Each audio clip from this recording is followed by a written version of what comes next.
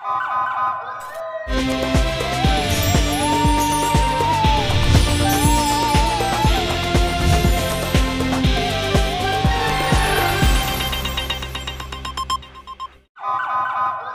पहले नजर डालते हैं अब तक की बुलेटिन। नवाही गांव कड़ियाला में दरबार बाबा सुंदर शाह वली के सालाना उर्स का अख्ताम हो गया।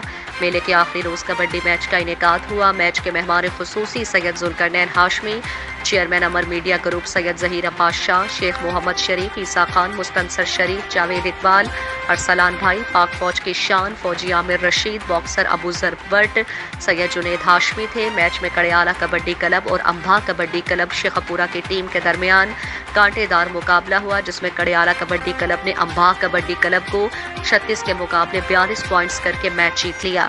मेहमान खुसूसी सैयद जुल्करनैन हाशमी ने दोनों टीमों को इनामात से नवाजा। इस मौके पर सैयद जुल्करनैन का कहना था कि कबड्डी मैच का कौमी खेल है, इसमें मशगूल नौजवान मुनशियात और दीगर बुराइयों से दूर रहते हैं। मेरा भी है एतबार, रिश्ते भी चमके चम चम चम चम चम चम चम चम चम चम चम लेमन मैक्स